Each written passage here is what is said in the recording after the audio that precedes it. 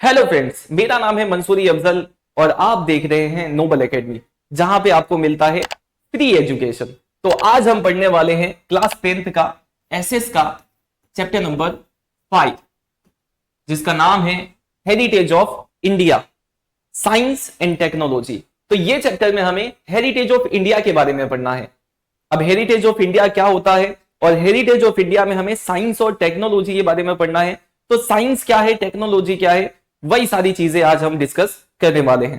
तो चलिए स्टार्ट करते हैं। तो सबसे पहले हम ये देख लेते हैं कि हेरिटेज ऑफ इंडिया किसे कहते हैं। तो हेरिटेज का मतलब होता है a valuable gift from our forefathers to us. Heritage का मतलब क्या होता है? A valuable gift from our forefathers to us. यानी कि जो भी हमारे फोर फादर्स ने, फोर फादर का मतलब क्या होता है? फोर फादर मतलब हमारे पूर्वज। तो जो भी हमारे पूर्वजों ने हमें वैल्यूएबल गिफ्ट दिया है, जो भी हमारे पूर्वजों ने हमें वैल्यूएबल गिफ्ट दिया है। अब हमारे पूर्वज ने हमें क्या गिफ्ट दिया है? तो जो भी उन्होंने हमारे लिए बनाया हो, जैसे जमीन हमारे लिए रखी हो, मकान हमारे लिए बना के गए हों, या सोने चांदी के गहने, या कोई मंदिर मस्जिद, कोई महल, ये सारी चीजें हमारे लिए कहलाती हैं हेरिटेज। ठीक है, अब हेरिटेज का मतलब पता चल गया। अब हमें पढ़ना है ये चैप्टर में किस हेरिटेज के बारे में? साइंस और टेक्नोलॉजी के हेरिटेज के बारे में। साइंस और टेक्नोलॉजी का मतलब पहले समझ लेते हैं। साइंस का मतलब होता है सिस्टमैटिक नॉलेज,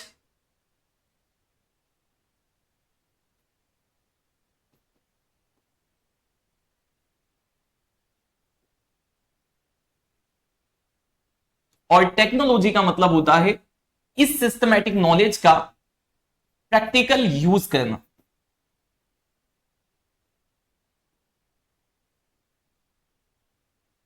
साइंस हमें सिर्फ नॉलेज बताता है, पर उसको प्रैक्टिकली अगर यूज करना है तो उसके लिए हमारे पास होनी चाहिए टेक्नोलॉजी। फॉर एग्जांपल, जैसे ये हमारे ही देख लो, ये डिजिटल बोर्ड है।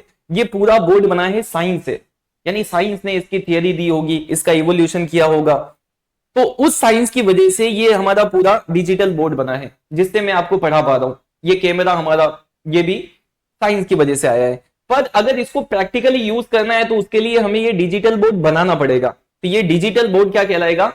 टेक्नोलॉजी। मतलब इसको बनाने का नॉलेज जो है वो साइंस ने दिया है, पर इसको प्रैक्टिकली यूज करने का हमें नॉलेज किसने दिया है? टेक्नोलॉजी ने।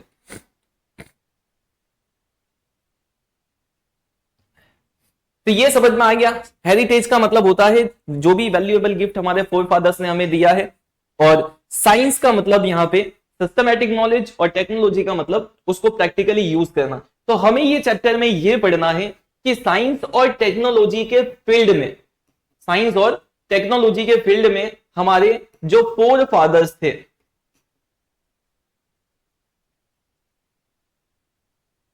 साइंस और टेक्नोलॉजी के फील्ड में जो हमारे फोर फादर्स थे,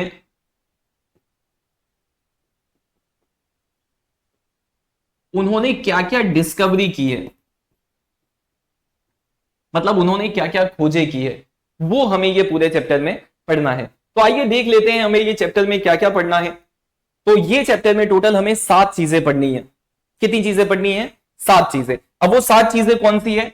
तो उसमें हमें सबसे पहले पढ़ना है मेटलॉजी के बारे में। सेकंड हमें पढ़ना है केमिस्ट्री के बारे में। थर्ड हमें पढ़ना है science of medicine and surgery के बारे में, science of medicine and surgery. Fourth हमें पढ़ना है यहां पे मैथमेटिक्स के बारे में।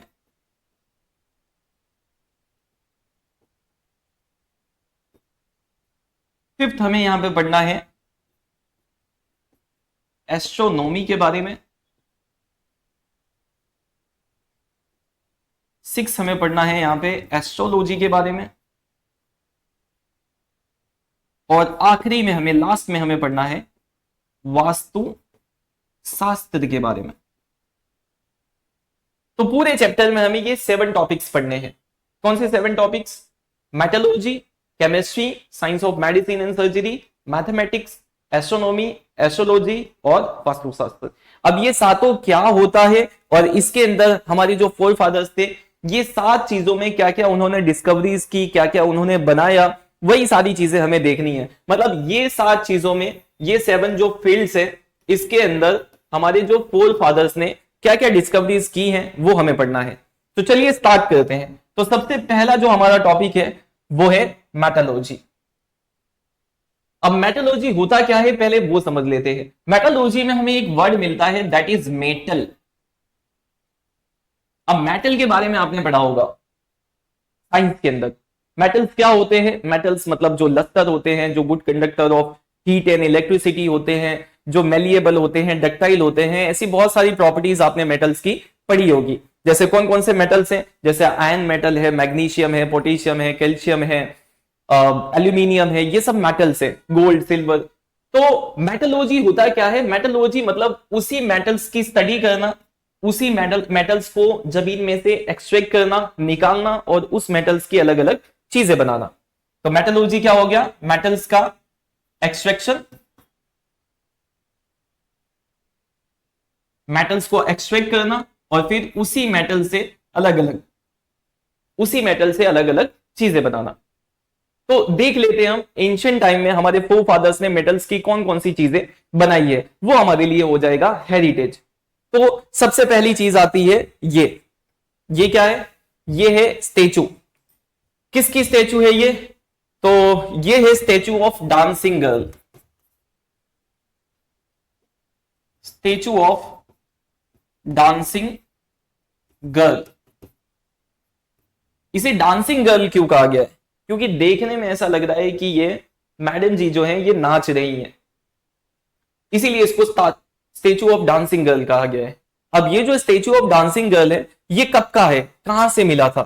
तो ये हमें मिला था इंडस वैली सिविलाइजेशन से। Found from Indus Valley Civilisation. अब ये स्टेचू जो था ये बना था ब्रोंज मेटल का। कौन से मेटल का बना है ये है ब्रोंज मेटल का। ब्रोंज मेटल क्या होता है? ब्रोंज मेटल ये दो मेटल्स को मिला के बनाया जाता है, एक कॉपर और एक टीन। कॉपर और टीन जब ये दोनों मेटल्स को आपस में मिला देंगे हम तो बनता है ब्रोंज। ऐसे ही एक मेटल आता है ब्रास, जो बनता है कॉपर और जिंक मेटल को मिलाने से। तो ये जो स्टैचू है ये हमें मिला था इंडस वैली सिविलाइजेशन से। इंडस वैली सिविलाइजेशन मतलब वो हड़प्पन सिविलाइजेशन, आज से 5000 साल पुरानी सिविलाइजेशन।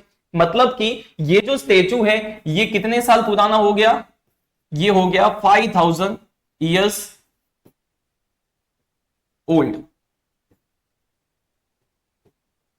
सोचो 5 साल पुराना ये स्टैचू, 5 साल पुराने, यानी कि 5 साल पहले से ही हमें मेटलर्जी के बारे में आता है। यानी मेटल्स को एक्सट्रैक्ट करना, उसको निकालना जमीन में से, उसको साफ करना, फिर वो मेटल से चीजें बनाना, ये सब हम आज से 5000 साल पहले से ही करते आ रहे। ये इसका जीता जागता सबूत है। तो ये हमारे लिए क्या कहलाएगा? ये हमारे लिए कहलाएगा हेरिटेज ऑफ इंडिया। किस फील्ड में? मेटलर्जी के फील्ड में। चलिए अब आगे देखते हैं। अब ये क्या है? ये है एक और मेटल का statue, the statue of Lord Buddha. किसका स्टेचू है ये? मेटल स्टेचू ऑफ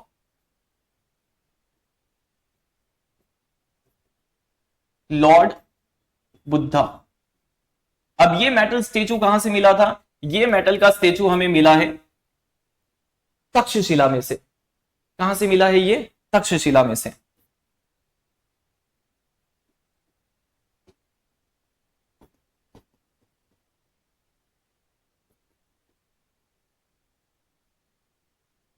और ये भी मेटल का बना है, तो ये भी हमारे लिए क्या कहलाएगा? Heritage of India.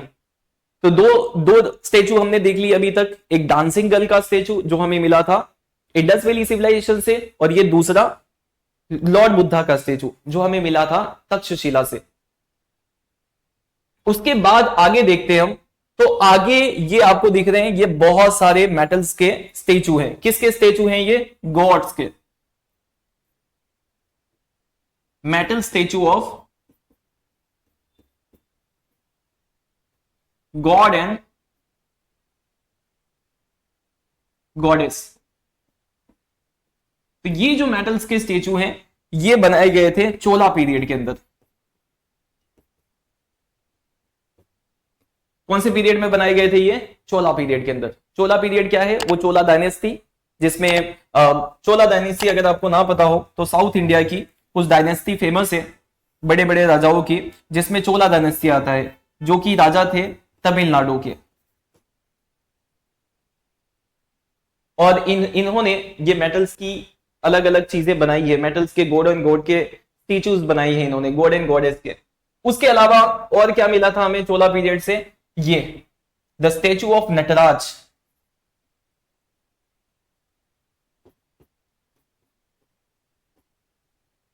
Statue of Nataraj तो मास्टरपीस है, पूरे वर्ल्ड में फेमस है ये स्टैचू ऑफ नटराज। और ये भी किसका बना है? मेटल का बना है। और ये भी किस जमाने में बनाया गया था? चोला पीरियड के अंदर, यानी आज से हजारों साल पहले। ये क्या है? The statue of Lord Ram.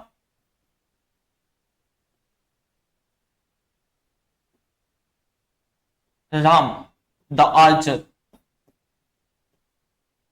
भगवान राम का स्टेचू है ये। और ये भी किससे बनाया गया है? ये भी बनाया गया है मेटल से। मतलब ये दोनों चीजें किसकी बनाई गई है? मेटल्स की। तो ये भी मेटलॉजी में हमारे लिए हेरिटेज कहलाएगा। और ये दोनों जो स्टेचू है, ये दोनों स्टेचू अभी प्रिजर्व्ड है चेन्नई के म्यूजियम में। ये चेन्नई के म्यूजियम में अभी रखी गई है।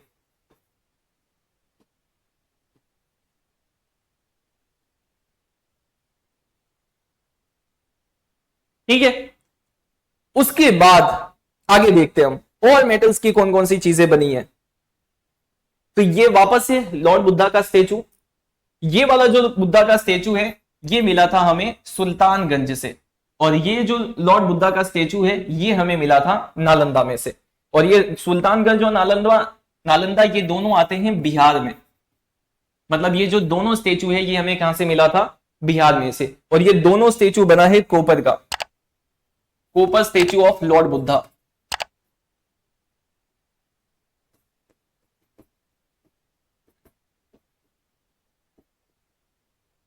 ये कोपर स्टेचू ऑफ लॉर्ड बुद्धा है जो हमें कहां से मिला था? Found from Sultanganj.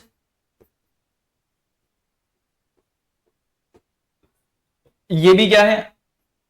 ये भी कोपर स्टेचू ऑफ लॉर्ड बुद्धा है।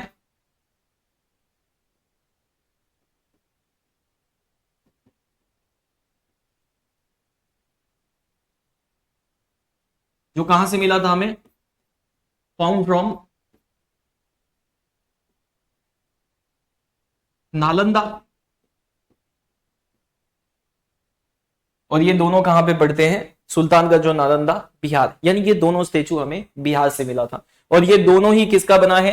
ये दोनों ही बना है कॉपर का। और कॉपर क्या है? एक मेटल है। और ये दोनों ही हजारों साल पुराना है। तो ये भी हमारे लिए क्या कहलाएगा? Heritage of India. अब इसकी बात करें, सुल्तानगंज से ये जो कॉपर का स्टेचू मिला था, इसकी हाइट जो है वो 7.5 फीट है।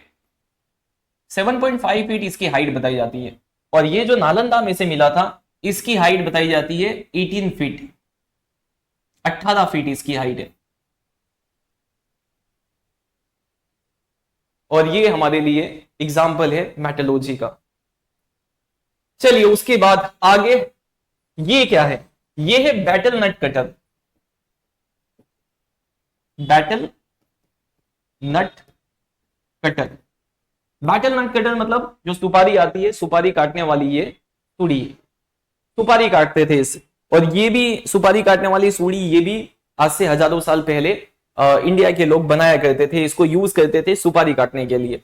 और statue of God and goddess, और भी बहुत सारे statue of God and goddess हमें मिले हैं एंशिएंट इंडिया से।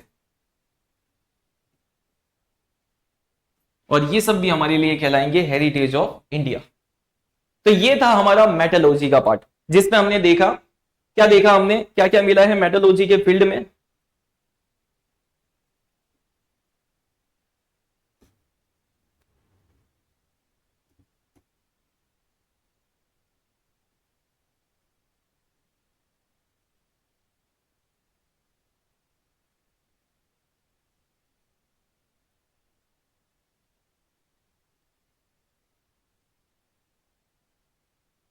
वापस से देख लेते हैं हम मेटलर्जी में हमें क्या क्या मिला है।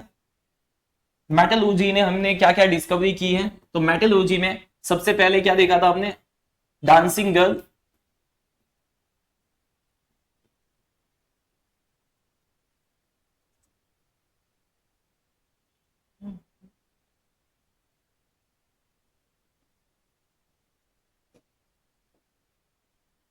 सबसे पहले क्या देखा था हमने, डांसिंग गर्ल, जो कहां से मिली थी हमें, वो हमें मिली थी इंडस वैली सिविलाइजेशन से।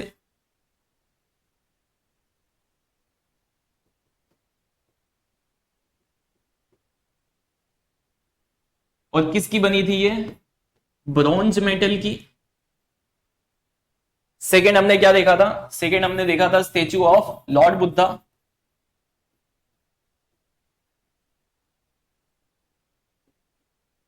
स्टेच्यू ऑफ लॉर्ड बुद्धा कहां से मिला था हमें, ये हमें मिला था तक्षशिला से।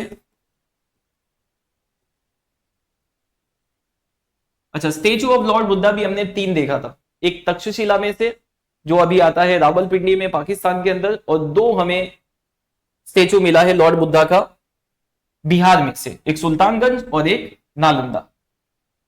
तक्षशिला में से मिला था, तक्षशिला ये भी किसका बना था, मेटल का। उसके बाद थर्ड हमने क्या देखा था, थर्ड हमने देखा था चोला पीरियड के। चोला पीरियड में से हमें मेटल्स की बहुत सारी चीजें मिली थी।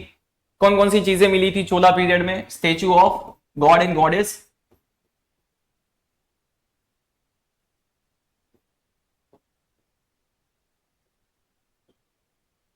Statue of God and goddess, और क्या मिला था हमें, और हमें मिला था स्टेच्यू ऑफ नटराज, नटराज का स्टेच्यू जो मास्टरपीस है पूरे वर्ल्ड में।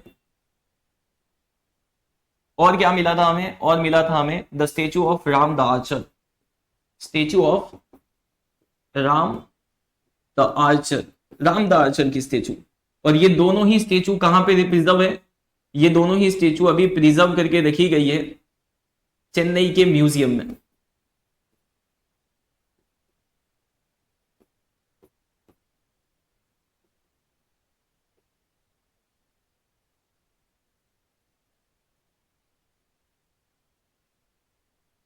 और क्या देखा था हमने, और हमने देखा था हमें मिला था statue of Lord Buddha.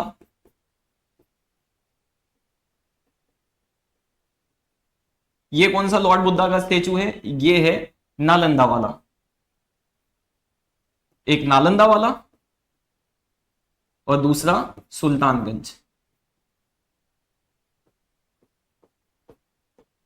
Nalanda वाला जो लॉर्ड बुद्धा का स्टेच्यू था, ये था, ये दोनों ही किसका बना था, कॉपर का बना था। और ये किसका था, कितना फीट हाइट था इसका, 18 फीट, और इसकी हाइट थी 7.5 फीट। तो ये है हमारा मेटलर्जी, यानी मेटल्स के फील्ड में हमने ये सारी डिस्कवरीज की है, ये सारी चीजें हमें मिली हैं। और इसके अलावा वो बेटल नट कटर और statue of God and goddess और भी बहुत सारी चीजें। वैसे तो बहुत सारी चीजें हैं, पर जो इंपॉर्टेंट है वो सारी चीजें यहाँ पे दी है। यहाँ पे हमारा मेटलर्जी होता है खत्म। ये बोर्ड एग्जाम में 4 मार्क्स में पूछा जाता है।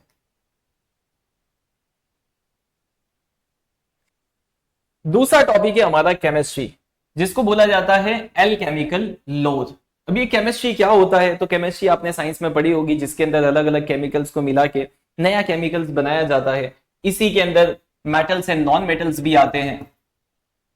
मेटल्स और नॉन मेटल्स को खोजना, उनके बीच में रिएक्शन करवाना, मेटल्स को मिला के नया मेटल्स बनाना। जैसे कि अभी हमने देखा ब्रॉन्ज मेटल बनाया गया, 2 मेटल्स को मिला के, कौन से 2 मेटल्स को मिला के ब्रॉन्ज मेटल बनाया गया था, अभी हमने पढ़ा है, याद कीजिए, कमेंट करके बताइए इसका आंसर। तो यही कहलाता है केमिस्ट्री। इसके अंदर हम अलग अलग केमिकल्स के बारे में पढ़ते हैं। अब केमिस्ट्री किस काम में आता है, और केमिस्ट्री में इंडिया के जो लोग थे, हमारे फोरफादर्स, उन्होंने कौन कौन सी डिस्कवरीज की है केमिस्ट्री के अंदर, वो देख लेते हो। तो केमिस्ट्री की बात करें तो केमिस्ट्री काम में आता है ये सारी चीजों में। क्या क्या बनाई जाती है केमिस्ट्री से, केमिस्ट्री से बनाए जाते हैं अलग अलग मिनरल्स। प्लांट्स के लिए यूजफुल है ये। सीड्स फॉर एग्रीकल्चर, एग्रीकल्चर में जो सीड्स आते हैं वो सीड्स को और ज्यादा इंप्रूव करने के लिए, हाइब्रिड बनाने के लिए भी केमिस्ट्री का यूज होता है। जैसे फर्टिलाइजर वगैरह डाले जाते हैं ताकि प्रोडक्शन ज्यादा हो, तो फर्टिलाइजर्स कैसे बनते हैं, केमिकल से ही बनाए जाते हैं। उसके अलावा मेकिंग वेरियस मेटल्स बनाने के लिए, जैसे अभी हमने देखा ब्रॉन्ज मेटल बनाया गया था, तो वो भी मेटल्स और नॉन मेटल्स बनाना, मेटल से दूसरे मेटल्स बनाना, वो भी केमिस्ट्री के अंदर आता है। और सबसे ज्यादा इंपॉर्टेंट क्या है, ये मेडिसिन, मिनरल से, केमिकल से दवाइयां बनाना।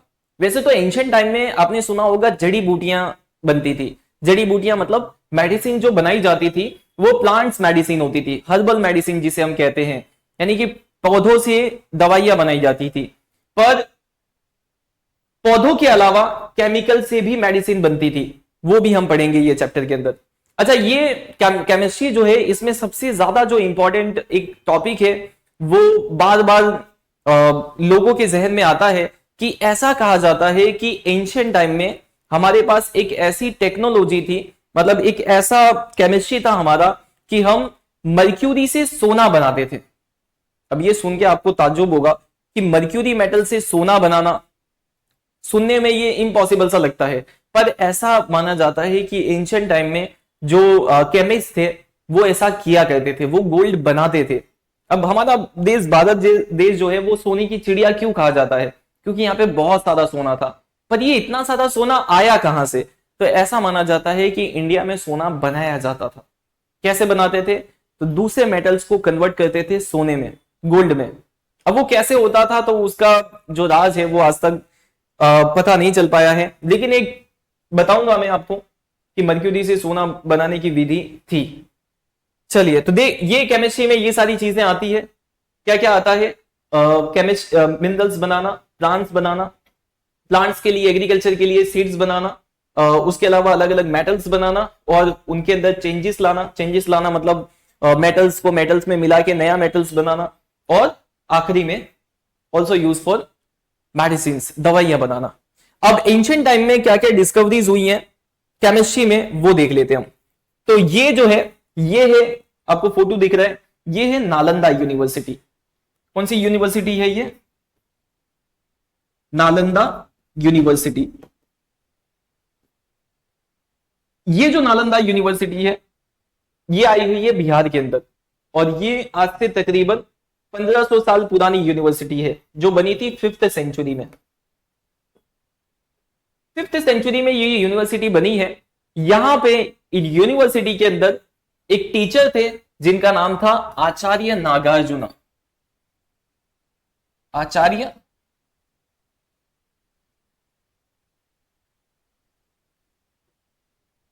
नागार्जुन। ये जो आचार्य नागार्जुन थे, ये ऐसा माना जाता है, कहा जाता है कि ये आचार्य नागार्जुन ये केमिस्ट्री के टीचर थे। नालंदा यूनिवर्सिटी एक बड़ी यूनिवर्सिटी थी, उसके अंदर ये केमिस्ट्री पढ़ाया करते थे बच्चों को। और इन्होंने बहुत सारी बुक्स लिखी है, जैसे 2 बुक्स इनकी बहुत फेमस है। एक है रास रत्नाकर और दूसरी है आरोग्य मंजरी।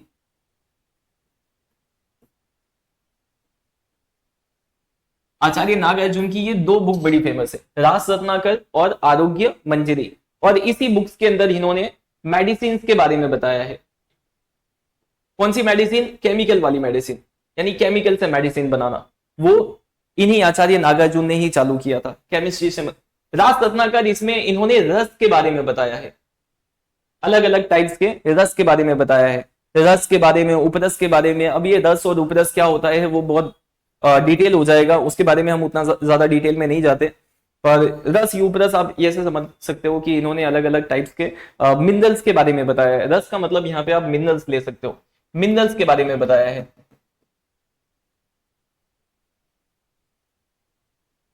तो ये केमिस्ट्री के सबसे बड़े आचार्य, आचार्य नागार्जुन।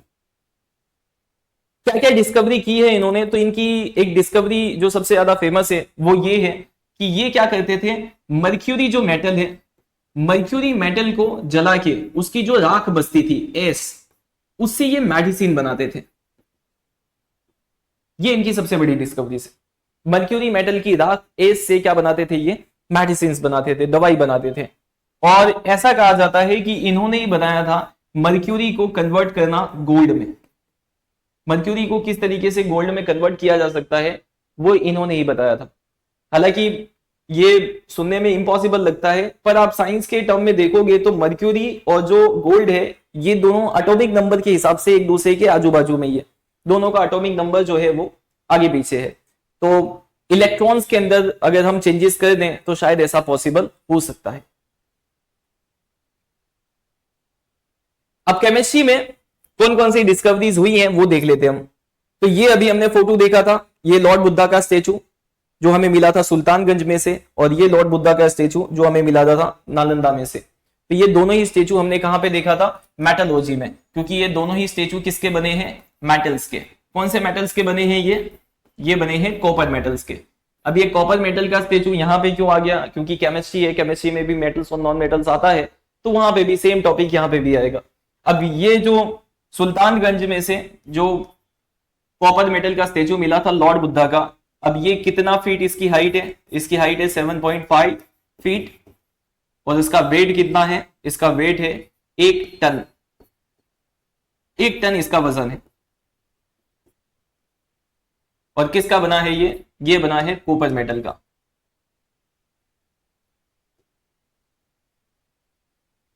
कहां से मिला था ये मिला है बिहार के अंदर। कौन से डिस्ट्रिक्ट में, सुल्तानगंज। ये भी लॉर्ड बुद्धा का स्टेचू है जो हमें मिला है नालंदा में से,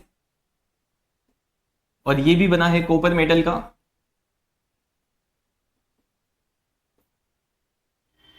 और इसकी हाइट है तकरीबन 18 फीट।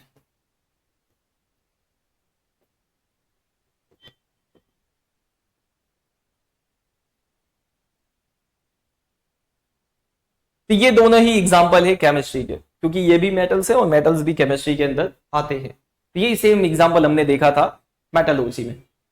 चलिए आगे देखते हैं और केमिस्ट्री में इंडिया ने कौन कौन सी डिस्कवरीज की हैं या बनाया है। तो ये आता है, ये है आयन पिल्लर। इसको लौह स्तंभ भी कहते हैं।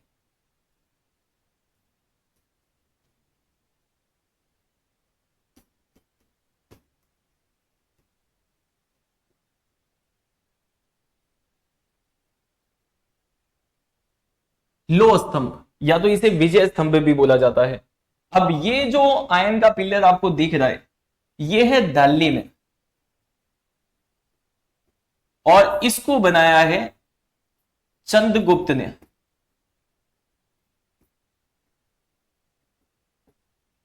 चंद्रगुप्त सेकंड ने, इसका नाम था विक्रमादित्य। अब इसमें ऐसी क्या खास बात है, तो ये आयन का पिलर है, मतलब बना है ये आयन से। और आपको पता होगा कि आयन जो है वो एक ऐसा मेटल है जो थोड़ा सा पानी और हवा की कांटेक्ट में आने से इसमें जंग लग जाती है, काट लग जाती है, जिसे हम रस्टिंग कहते हैं। पर ये जो आयन का पिलर है ये इस तरीके से बनाया गया है कि हजारों साल हो गए इसको, खुले में है ये, फिर भी अभी तक इसको रस्ट नहीं लगा है, अभी तक इसको काट नहीं लगाए, रस्ट नहीं लगाए। तो आखिर क्या रीजन है जिसके वजह से इसके ऊपर रस्ट नहीं लगाए? तो जब साइंटिस्ट ने रिसर्च किया तो उनको पता चला कि ये आयन के ऊपर वाले हिस्से में, इसके ऊपर वाले हिस्से में एक कोटिंग की गई है। अब वो कोटिंग किसकी है? वो कोटिंग है सल्फर की। सल्फर की कोटिंग की गई है, और उसी कोटिंग की वजह से, उस कोटिंग ने क्या किया है, इसके ऊपर एक लेयर बना ली है, और वो लेयर की वजह से इस आयन पे हवा और पानी यानी H2O और ऑक्सीजन, ये दोनों इसकी कांटेक्ट में नहीं आ पाते हैं। क्योंकि आयन को जंग किससे लगती है, काट कैसे लगती है? जब भी आयन कांटेक्ट में आता है हवा और पानी के, तब उसके ऊपर रस्ट लगता है, Fe2O3। पर इसके ऊपर कोटिंग कर देने की वजह से, सल्फर की कोटिंग करने की वजह से ये कांटेक्ट जो है वो ब्रेक कर देता है, यानी कि हवा और पानी इसके ऊपर नहीं लग पाता है, और जिसकी वजह से अभी तक इनको जंग लगा नहीं है। तो यानी कि हजारों साल पहले जो इंडिया के लोग थे उनको ये पता था कि आयन को कैसे रस्ट से बचाना है, कैसे काट से बचाना है। तो ये भी केमिस्ट्री में सबसे बहुत बेस्ट एग्जांपल है।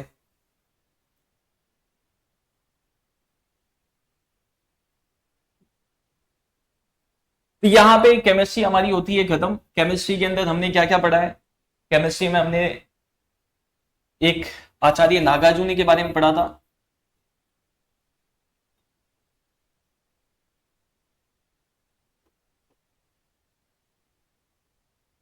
फिर उसके बाद हमने केमिस्ट्री के एग्जाम्पल्स देखे हैं। केमिस्ट्री के एग्जाम्पल्स में हमने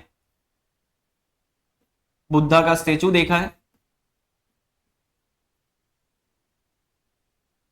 बुद्धा का स्टेचू, दो बुद्धा के स्टेचू देखे हैं, एक सुल्तानगंज वाला और दूसरा नालंदा वाला। दूसरा हमने क्या देखा इसके अंदर? आयन पिल्लर्स देखे, जिसे विजय स्तंभ भी कहते हैं।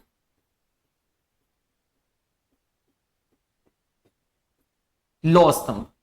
और इसकी खास बात क्या है, किसने बनाया था इसको? इसको बनाया था चंद्रगुप्त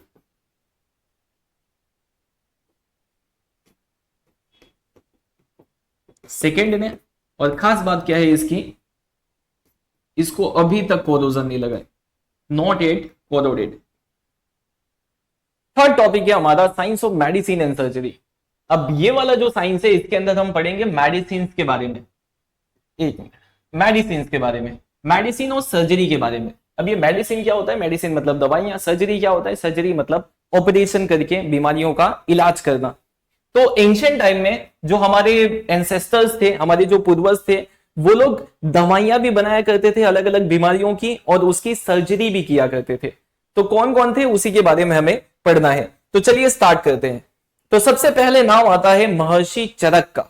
ये जो आप फोटो देख रहे हैं, ये फोटो है महर्षि चरक की। महर्षि चरक कौन थे? महर्षि चरक एक बहुत बड़े महान ऋषि थे। किस चीज के ऋषि थे? क्या बताते थे ये बताते थे हमें मेडिसिन के बारे में, दवाइयों के बारे में। इन्होंने बुक लिखी है जिसका नाम है चरक संहिता। इनकी बुक का नाम है चरक संहिता। और उस बुक के अंदर चरक संहिता में इन्होंने हर्बल मेडिसिन के बारे में बताया है। हर्बल मेडिसिन 2000 हर्बल मेडिसिन, यानी 2000 प्लांट्स के बारे में इन्होंने बताया है। 2000 प्लांट्स जिससे दवाइयां बनाई जाती है, अलग अलग बीमारियों की अलग अलग दवाइयां। यहां तक कि इनकी बुक में यह भी पाया गया है कि ये अपनी बुक में लिखते हैं gold, silver, copper, gold, silver, mercury, ये सब जो मेटल्स है, इनकी ऐश मतलब इसकी भस्म। भस्म क्या होता है? ये सारे मेटल्स को जला के इनकी जो राख बचती है, राख, उसको ऐश बोला जाता है। तो इस ऐश को, राख को ये यूज करते थे एज अ मेडिसिन, मतलब इससे दवाइयां बनाया करते थे।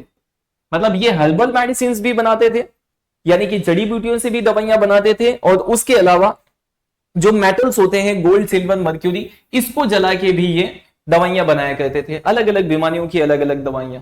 तो ये है हमारे सबसे पहले डॉक्टर, एंशिएंट टाइप के आप डॉक्टर बोल सकते हैं इसको, चरक, महर्षि चरक। कौन सी बुक लिखी थी? ये है इनकी बुक। क्या नाम है बुक का? चरक संहिता। और वो चरक संहिता के अंदर इन्होंने क्या बताया था? 2000 प्लांट्स के बारे में बताया था, हर्बल मेडिसिन जिससे बनाया जा सकता है। और इसके अलावा इन्होंने गोल्ड, सिल्वर, मर्क्यूरी, ये सब जो मेटल्स है, उसकी ऐश से भी दवाइयां बनाया करते थे। तो ये पहला नाम आता है मेडिसिन के अंदर। दूसरा नाम है महर्षि सुश्रुत का। ये है महर्षि सुश्रुत।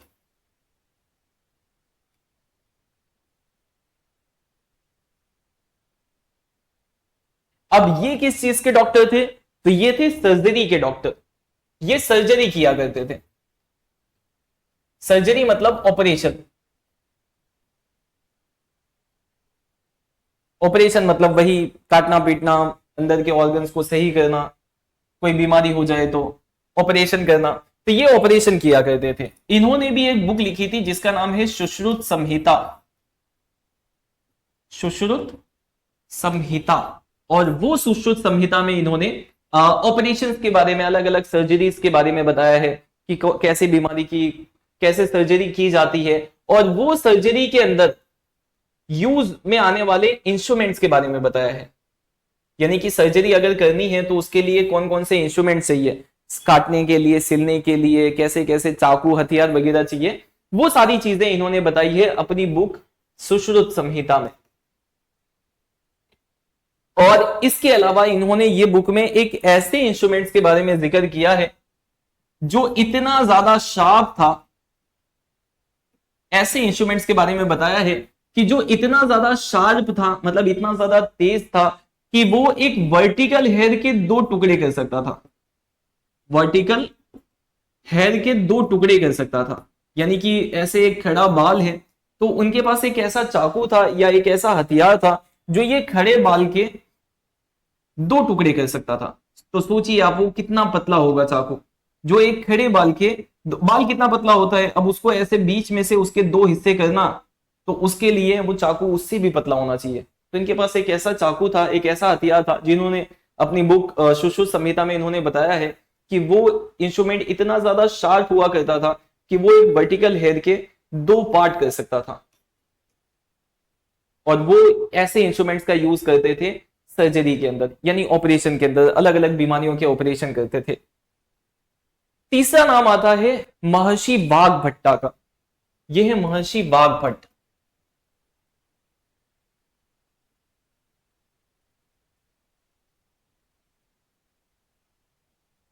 महर्षि वाग्भट्ट भी, ये भी डॉक्टर थे, इन्होंने भी बुक लिखी है वाग्भट्ट संहिता।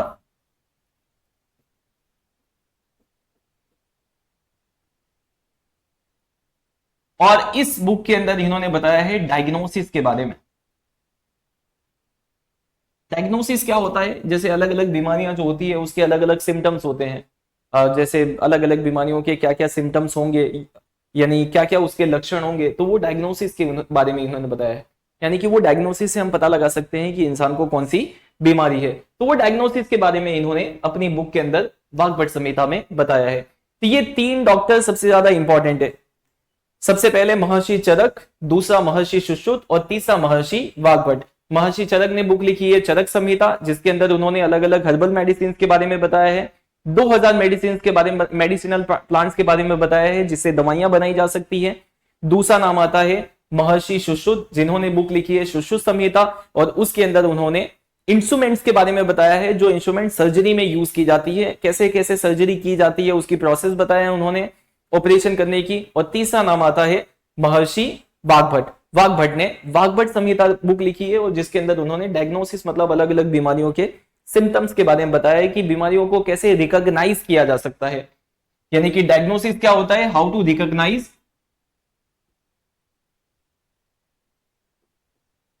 डिसीज, डिसीज को कैसे रिकॉग्नाइज करना है, कैसे पता लगाना है कि कौन सी बीमारी है, किस सिम्टम से पता चलेगा, तो वो सारी चीजें इन्होंने बताई है। अब और क्या करते थे हमारे जो, ये सब हमारे लिए कहलाएगा हेरिटेज। और क्या क्या हमारे जो फोरफादर्स थे वो क्या करते थे, तो अगर कभी हड्डी टूट जाती है, अगर हड्डी टूट जाती है, तो हमारे जो एंसेस्टर्स थे यानी फोरफादर्स थे, वो टूटी हुई हड्डियों को जोड़ देते थे। अगर कहीं हड्डी टूट गई हो तो वो टूटी हुई हड्डियों को जोड़ देते थे। Joint broken and displace bones. टूटी हुई अगर हड्डियां टूट जाती है या डिस्प्लेस हो जाती है, खिसक जाती है, तो उसको भी वो क्या कर देते थे, ज्वाइन कर देते थे हमारे फोरफादर्स। ये भी हेरिटेज हमारे लिए। उसके अलावा ये है प्लास्टिक सर्जरी। प्लास्टिक सर्जरी के बारे में आपने सुना होगा। अभी ये प्लास्टिक सर्जरी बहुत ज्यादा इसका नाम चलता है। इसे हम हमारे चेहरे का शेप वगैरह चेंज कर सकते हैं। तो ये प्लास्टिक सर्जरी जो है, इसके बारे में भी जिक्र है। एंशिएंट टाइम में इंडियन जो डॉक्टर्स थे वो प्लास्टिक सर्जरी किया करते थे। अब सवाल है कि प्लास्टिक सर्जरी क्यों करते थे उस जमाने में, क्या जरूरत थी प्लास्टिक सर्जरी की। तो उस टाइम पे, आज से हजारों साल पहले जो राजा महाराजा होते थे, तो उस टाइम पे उनके बीच में वॉर्स होती थी राजाओं के बीच में। अब जब सैनिक लड़ने जाते थे तो तलवारों की वजह से कभी उनके नाक कट जाते थे, कभी उनके कान कट जाते थे। अब बेचारा वो कटी हुई नाक लेके घूमेगा तो बहुत बुरा लगेगा, तो इसीलिए प्लास्टिक सर्जरी करके वो लोग क्या करते थे, नकली नाक लगा देते थे। प्लास्टिक सर्जरी से क्या किया जाता था, वहां पे नकली नाक, नकली कान वगैरह लगाया जाता था। तो ये प्लास्टिक सर्जरी का यूज किया जाता था उस टाइम पे ऐसे। तो प्लास्टिक सर्जरी से वो लोग क्या करते थे, नकली नाक लगाते थे, नोज और ईयर्स। चलिए उसके अलावा और क्या करते थे वो, ये देखिए यहां पे एक बंदा लेटा हुआ है, शायद ये डेड बॉडी होगी, डेड बॉडी है ये। और यहां पे ये जो है ये है सुश्रुत। तो सुश्रुत क्या कर रहे हैं, ये जो डेड बॉडी है इसके ऊपर वो ऑपरेशन कर रहे हैं, और ऑपरेशन करके ये जो है ये उनके स्टूडेंट्स हैं, ये है इनके स्टूडेंट्स। तो वो अपने स्टूडेंट्स को सिखा रहे हैं कि कैसे ऑपरेशन किया जाता है। यानी कि उस जमाने में ये जो डॉक्टर्स थे हमारे, ये अपने स्टूडेंट्स को सिखाते भी थे। क्या सिखाते थे, मेथड ऑफ सर्जरी, कि कैसे सर्जरी की जाती है, उसकी मेथड। तो मेथड ऑफ सर्जरी वो सिखाया भी करते थे अपने स्टूडेंट्स को, ताकि उनको पता चले कि कैसे सर्जरी की जाती है। और वो सिखाने के लिए वो किसका यूज करते थे, डेड बॉडीज का। और अगर कोई डेड बॉडीज नहीं मिलती है तो वो वैक्स का स्टेचू बना लेते थे, वैक्स के स्टेचू के जरिए से वो मेथड ऑफ सर्जरी सिखाया करते थे। और ये सब बीमारियां हैं, जो बीमारियों के इलाज वो लोग स्किलफुली कर लेते थे। कौन कौन सी बीमारियां, कैटरेक्ट मतलब मोतिया की बीमारी, हर्निया की बीमारी हो गई, चाहे ब्लैडर की बीमारी हो गई, या किडनी का स्टोन हो गया, या पाइल्स की बीमारी हो गई। तो ये सारी बीमारियां जो थी, ये सारी बीमारियों की वो स्किलफुली ऑपरेट कर लेते थे। ये सब जो बीमारियां हैं उसको स्किलफुली ऑपरेट कर लेते थे वो, मतलब ये सब बीमारियों के वो लोग इलाज कर लेते थे, ऑपरेशंस कर लेते थे, इतने ज्यादा वो एडवांस थे। अब आता है ये आखिरी टॉपिक। अभी तक आपने देखा कि इंसानों की अलग अलग बीमारियों के इलाज जो थे, हमारे फोर फादर्स एंसेस्टर्स उन्होंने ढूंढ लिए थे कैसे बीमारियों के इलाज करने हैं, ऑपरेशन करना है। तो अभी तक तो हमने सिर्फ इंसानों की बात की, अब बात करते हैं जानवरों की। यहां पे आपको इमेज दिख रही है एलिफेंट की, और ये है हॉर्स। तो एलिफेंट और हॉर्स की बीमारियों के भी इलाज हमारे एंसेस्टर्स ने बताए थे। घोड़ों की बीमारी के ऊपर एक बुक लिखी गई थी जिसका नाम था अश्व शास्त्र, और हाथी की बीमारी के ऊपर एक बुक लिखी गई थी जिसका नाम था हस्ती आयुर्वेदा।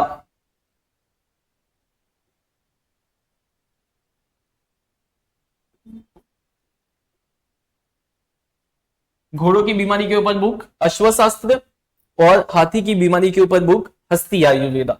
ये लिखा था एक भाई साहब ने जिनका नाम है सालिहोत्र।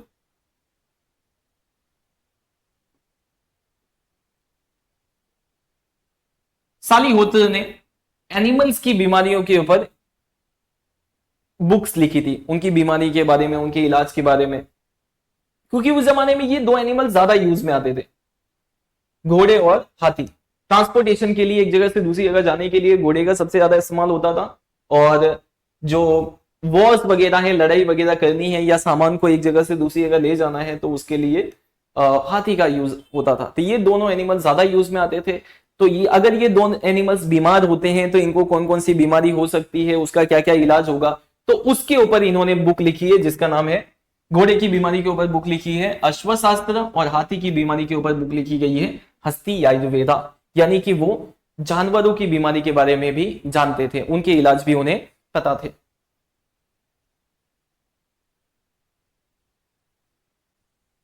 चलिए अब हम देखते हैं मैथमेटिक्स के बारे में। तो मैथमेटिक्स के फील्ड में इंडिया ने क्या क्या डिस्कवरीज की है वो देख लेते हैं। तो मैथमेटिक्स में सबसे पहला जो नाम आता है और सबसे बड़ा नाम आता है वो है आर्यभट्ट का। आर्यभट्ट, जिन्हें फादर ऑफ मैथमेटिक्स भी बोला जाता है। तो ऐसा क्या किया था आर्यभट्ट ने जिसकी वजह से इन्हें फादर ऑफ मैथमेटिक्स बोला जाता है? तो आर्यभट्टा ने बहुत सारी डिस्कवरीज की है मैथमेटिक्स में, जिसके अंदर सबसे पहले तो जीरो की डिस्कवरी आती है। इन्होंने जीरो डिस्कवर किया था, यानी आर्यभट्ट से पहले जीरो का कोई वजूद ही नहीं था। आर्यभट्ट ने सबसे पहले बताया था कि जीरो भी कोई वैल्यू होती है और इसको हम नंबरिंग सिस्टम में यूज कर सकते हैं। तो सबसे बड़ी डिस्कवरी है इनकी जीरो की। फिर उसके अलावा इन्होंने पाई की वैल्यू भी बताई है 22/7, जो कि है लगभग 3.14 के बराबर। तो पाई की वैल्यू भी इन्होंने डिस्कवर किया है। उसके अलावा इन्होंने multiplication, addition, subtraction, multiplication, division, square root, cube root, ये सारी चीजें फाइंड करने की मेथड्स बताई है कि ये सब चीजें कैसे की जाती है, वो सबकी अष्टांग मेथड यानी मॉडर्न मेथड्स बताई है इन्होंने। तो बहुत सारी डिस्कवरी की है इन्होंने। 3 बुक्स लिखी थी आर्यभट्ट ने, उसमें सबसे पहला नाम आता है आर्यभट्टियम, दूसरा नाम आता है 10 गीतिका, और तीसरी इनकी जो बुक है वो है आर्य सिद्धांत।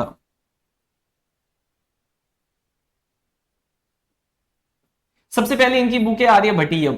आर्यभट्टियम ये बेसिकली वही बुक है जिसके अंदर उन्होंने पाई की वैल्यू बताई है 3.14, और इसी बुक के अंदर उन्होंने जीरो के बारे में भी बताया कि जीरो जो है वो एक नंबर है और इसकी भी एक वैल्यू होती है, और इसी बुक के अंदर उन्होंने जीरो को मेंशन किया है।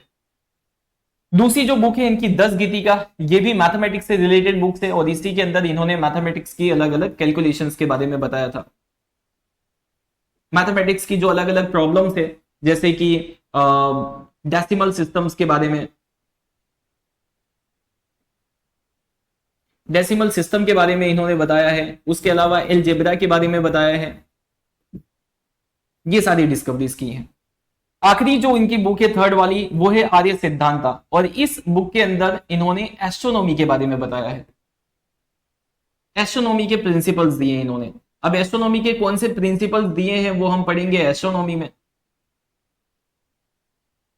तो अभी इसको रहने देते हैं। आगे आएगा एस्ट्रोनॉमी, उसके अंदर हम पढ़ेंगे कि उन्होंने क्या बताया एस्ट्रोनॉमी में। तो इतनी सारी डिस्कवरीज की हैं आर्यभट्ट ने, इसीलिए इनको बोला जाता है father of mathematics, father of mathematics.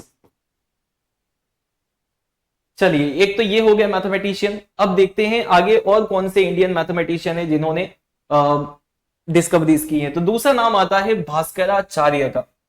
Bhaskaracharya ये भी ग्रेट मैथमेटिशियन है। इन्होंने भी 2 बुक्स लिखी है, एक का नाम है लीलावती गणित, दूसरा है बीज गणित, और इसके अलावा गोलाध्याय और ग्रह गणित, उसके बारे में भी इन्होंने बुक लिखी है। लीलावती गणित जिसके अंदर इन्होंने एरिथमेटिक के बारे में बताया है। एरिथमेटिक हो गया, जियोमेट्री हो गया, ये सबके सॉल्यूशंस दिए हैं इन्होंने, इक्वेशंस वगैरह के बारे में बताया है। बीज गणित ये बुक है एल्जेब्रा के ऊपर, एल्जेब्रा के बारे में इसके अंदर बताया है इन्होंने, एल्जेब्रा के सॉल्यूशंस दिए हैं। गोलाध्याय जो है, ये गोल का मतलब होता है स्फीयर, तो स्फीयर यानी कि जो सर्कल वगैरह आता है उसकी मैथमेटिक्स है। और आखिरी में ग्रह गणित, ग्रह का मतलब होता है प्लैनेट्स, तो इसके अंदर इन्होंने प्लैनेट्स के मैथमेटिक्स के बारे में बताया है। ये है भास्कराचार्य। इनकी जो सबसे ज्यादा फेमस बुक है वो ये 2 है, लीलावती गणित और बीज गणित। यही 2 आपके सिलेबस में भी दिया है, जिसके अंदर इन्होंने अरिथमेटिक, लीलावती गणित में अरिथमेटिक और बीज गणित के अंदर इन्होंने एल्जेब्रा के बारे में। आइए इनकी बुक की एक छोटी सी झलक देखते हैं।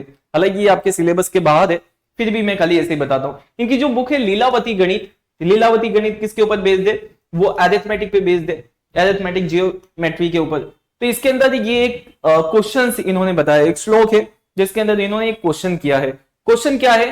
1/5 part of the shop of a bee came to rest on the flower of Kadamba. Kadamba का फ्लावर है जिसके ऊपर कुछ बीज आती हैं रेस्ट करने के लिए, आराम करने के लिए। कितनी बीज आती हैं? 1/5 पार्ट, यानी जो टोटल बीज हैं उसका 1/5 पार्ट। तो मान लेते हैं कि जो टोटल बीज है वो हो गई x, तो उसका 1/5 पार्ट मतलब 1/5 x। सेकंड क्या बोला है? 1/3 ऑन फ्लावर ऑफ शिलिंदा। 1/3 जो बीज है वो कहां आती है? शिलिंदा के फ्लावर के ऊपर। तो प्लस करेंगे हम 1/3 x टोटल 20 का, वो शिलिंदा पे 3 times the difference between this two numbers, यानी कि ये जो दो नंबर्स हैं ऊपर के, ये जो दो नंबर 1/5 और 1/3, उसका डिफरेंस का 3 टाइम।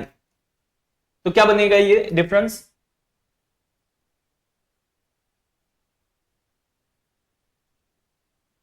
इसका डिफरेंस 1/3 माइनस 1/5,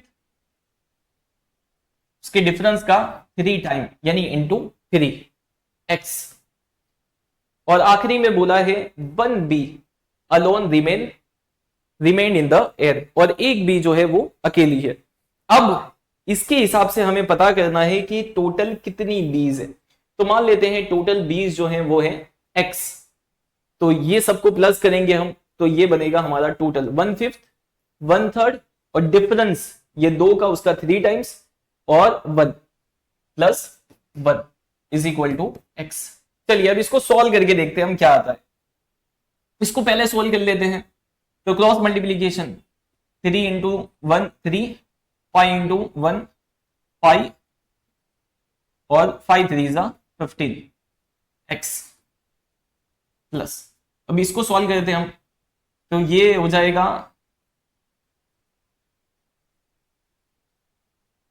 5 इंटू 1 5, 3 1 जा 3, 3 5 जा 15 x plus 1 is equal to x। 3 plus 5 8 divided by 15 x plus 5 minus 3 करेंगे तो कितना आएगा 2 divided by 15 x plus 1 is equal to x। 8 divided by 15 x plus 3 2 जा कितना हो जाएगा 6, 6 divided by 15 x plus 1 is equal to x।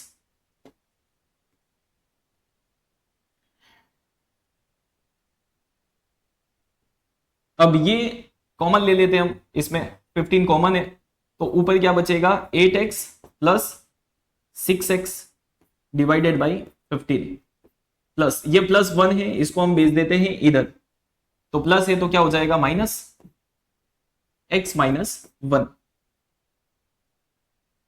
8 plus 6 कितना हो जाएगा 14x डिवाइडेड बाई 15 और यहां पे हमारा बचेगा x माइनस 1। अब ये डिवाइड में है, उस साइड आएगा तो multiply 4x is equal to 15 का मल्टीप्लाई होगा x के साथ तो 15x और 15 का मल्टीप्लाई 1 के साथ होगा तो माइनस 15 बन जा 15।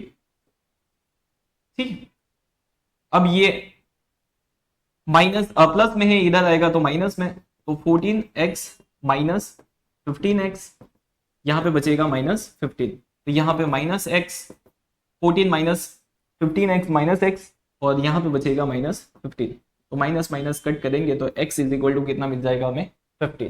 तो यानी कि टोटल जो नंबर ऑफ बीज है x वो कितनी है 15 है। तो इस तरीके से मतलब इन्होंने ये इक्वेशन वगैरह देके सोल्व किया है। ये मैथमेटिक्स में इनकी डिस्कवरीज है। ये हमने पार्ट देखा इनका लीलावती गणित का, जो किसके ऊपर बेस्ड है, जो बेस्ड है अरिथमेटिक जियोमेट्री के सॉल्यूशंस पे। तो इस तरीके से ये लोग सॉल्व करते थे, हालांकि ये आपके सिलेबस में नहीं है फिर भी। अब आते हैं बोधायन, तीसरे सबसे बड़े मैथमेटिशियन। आपने पाइथागोरस के बारे में सुना होगा, पाइथागोरस थ्योरम के बारे में।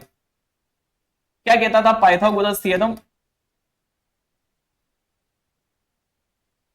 पाइथागोरस थ्योरम क्या कहता है? पाइथागोरस थ्योरम ये कहता है कि अगर आपके पास कोई राइट एंगल वाला ट्राइंगल है, राइट एंगल मतलब जिसमें 90 डिग्री का एंगल हो, तो वो राइट एंगल ट्राइंगल में जो राइट एंगल होगा उसके सामने की जो लाइन होगी उसका स्क्वायर, सामने की लाइन ये रही, इसका स्क्वायर मान लेते हैं ये ए बी और सी, तो ये जो ए और सी है सामने की लाइन, इसका स्क्वायर ए सी स्क्वायर, ये बराबर होगा किसके इक्वल में होगा? इसकी जो अदर दो साइड से उसके स्क्वायर के सम के बराबर में होगा। यानी कि ए और बी का स्क्वायर प्लस बी और सी का स्क्वायर, ये दोनों का स्क्वायर करेंगे तो उसका जो सम करेंगे, टोटल करेंगे, तो टोटल के बराबर में किसका स्क्वायर होगा? ये राइट एंगल के सामने। ये था पाइथागोरस थ्योरम। अब यही सेम चीज जो पाइथागोरस ने बताई है वही सेम चीज बताई है बौधायन ने अपने बुक जिसका नाम है सुलभ सूत्र के चैप्टर 1 के 12वें श्लोक में ये बौधायन जी लिखते हैं। ये है वो श्लोक, दीर्घ चतु रक्षण्य रजु पार्श्वमानी तिर्यगमाणी च यद पृथक भूते कुरुतस्त दुभ्यम करोति। जिसका मतलब ये होता है कि अगर हमारे पास कोई आयत हो, आयत मतलब अगर हमारे पास कोई रेक्टेंगल हो, तो वो रेक्टेंगल का कर्ण, कर्ण मतलब डायगनल, तो उसका जो डायगनल होगा, तो अब ये डायगनल बनाने से अब ये दो राइट एंगल बन जाता है, दो राइट एंगल ट्राइंगल बन जाएगा हमारा। तो ये राइट एंगल ट्राइंगल के ये वाला जो उसका जो कर्ण होगा, मतलब ये जो डायगनल होगा, ये डायगनल का स्क्वायर किसके स्क्वायर के बराबर में होगा, उसके अदर दो साइड के स्क्वायर के बराबर में होगा। मतलब इसका स्क्वायर प्लस इसका स्क्वायर इज इक्वल टू इसका स्क्वायर। और यही सेम चीज किसने बताई थी, यही सेम चीज बताई थी पाइथागोरस ने। और वो पाइथागोरस से भी काफी 100 साल पहले, तकरीबन 200 या 300 साल पहले वही सेम प्रमेय, वही सेम थियरम, वही सेम बात बताई है बौधायन ने अपनी बुक सुलभ सूत्र के अंदर। तो ये भी बहुत बड़ी अचीवमेंट है। उसके बाद हमारे जो इंडियन मैथमेटिशियन थे, नंबरिंग सिस्टम के बारे में पढ़ा होगा हमने, तो नंबरिंग सिस्टम में आपने कहां तक पढ़ा है, पहले 10, फिर उसके बाद 100, फिर उसके बाद 1000, फिर उसके बाद 10,000, फिर लाख, 10 लाख, करोड़, ऐसे कहां तक।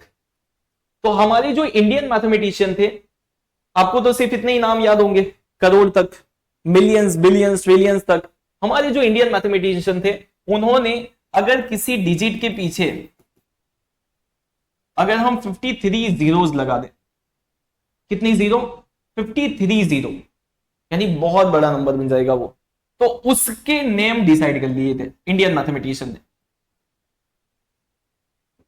यानी कि अगर 53 जीरोस आ जाएगा किसी भी डिजिट के पीछे, तो उसका नाम क्या होगा। जैसे यहां पे आप देख पा रहे होंगे कि अगर एक जीरो हो तो उसको, एक हो तो सिंगल हो तो उसे हम एक कहेंगे, और एक जीरो आ जाए तो उसे हम 10 कहेंगे, दो जीरो आ जाए तो उसे हम 100 कहेंगे। इस तरीके से 39 जीरो आ जाए तो यहां पे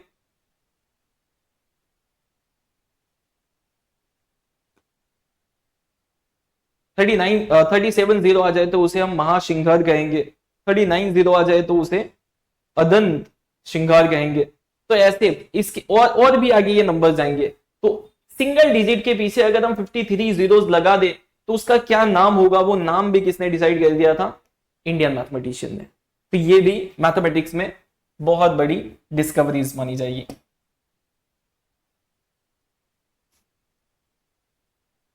चलिए आगे देखते हैं।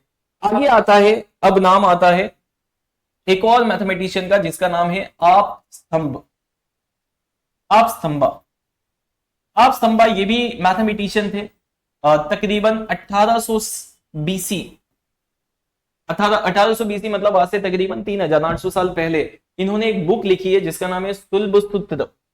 ये इनकी बुक है सुलभ सूत्र। और वो सुलभ सूत्र के अंदर इन्होंने मैथमेटिक्स के बारे में क्या बताया है, जो यज्ञ करते हैं, यज्ञ मतलब वो जो पूजा पाठ करते हैं, उसके लिए जो खड्डा खोदते हैं हम, पीट्स, सेक्रीफाइशियल पीट्स जिसे बोलते हैं, तो वो पीट्स की क्या साइज होगी, वो साइज इन्होंने बताया, उसका मेजरमेंट, पीट्स का मेजरमेंट इन्होंने अपनी बुक के अंदर बताया है। तो ये भी मैथमेटिक्स की एक डिस्कवरी मानी जाएगी। तो ये सारे इंडियन मैथमेटिशियन है जिन्होंने मैथमेटिक्स के फील्ड में ये इतनी सारी डिस्कवरीज की हैं। कौन कौन हो गए,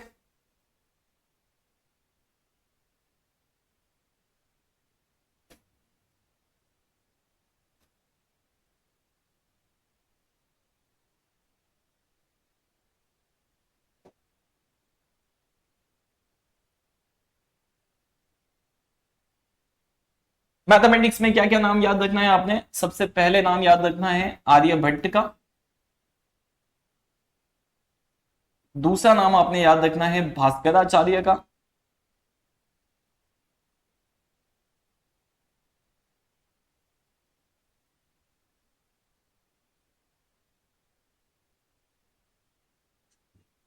तीसरा नाम आपने याद रखना है बौधायन का।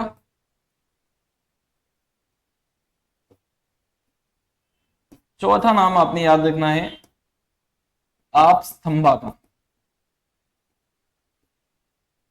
आर्यभट्ट ने जीरो की डिस्कवरी की है, पाई की वैल्यू बताई है और डेसिमल सिस्टम के बारे में बताया है, एलजेब्रा के सॉल्यूशन दिए इन्होंने और मल्टीप्लिकेशन वगैरह करने की अष्टांग मेथड बताई है। भास्कराचार्य ने दो बुक लिखी है, लीलावती गणित और बीज गणित, और उसके अंदर उन्होंने किसके बारे में बताया है, एक बताया है एलजेब्रा के ऊपर और दूसरा अरिथमेटिक। बोधायन ने थ्योरम दिया है,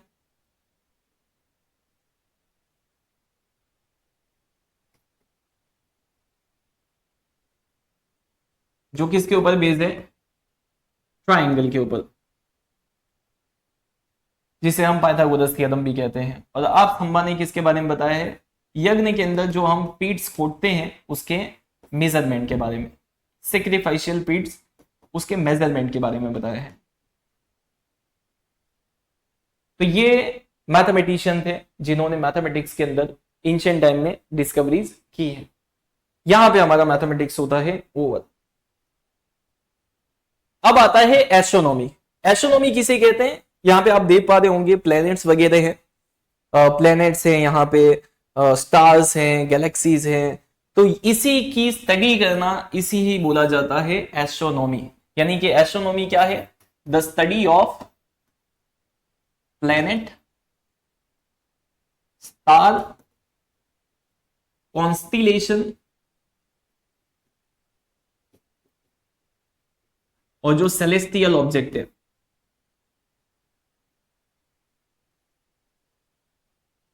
ये सबकी स्टडी करने को बोला जाता है एस्ट्रोनॉमी। अब एस्ट्रोनॉमी के फील्ड्स में इंडियन जो एस्ट्रोनॉमर्स थे एंशिएंट, उन्होंने क्या क्या डिस्कवरीज की हैं, क्या क्या खोजें की हैं, वो देख लेते हैं हम। तो एस्ट्रोनॉमी में जो सबसे बड़ा नाम आता है वो है आर्यभट्ट का। आर्यभट्ट अभी हमने मैथमेटिक्स में देखा, मैथमेटिक्स में इन्होंने बहुत सारी डिस्कवरीज की हैं। इनके बारे में मैंने आपको बताया था कि आर्यभट्ट ने एक बुक लिखी थी जिसका नाम था आर्य सिद्धांता, आर्य सिद्धांता। और ये आर्य सिद्धांता के अंदर इन्होंने एस्ट्रोनॉमी के प्रिंसिपल्स दिए थे। ये इनकी बुक थी आर्य सिद्धांता, और ये आर्य सिद्धांता के अंदर इन्होंने किसके प्रिंसिपल दिए थे, एस्ट्रोनॉमी के प्रिंसिपल्स ऑफ एस्ट्रोनॉमी।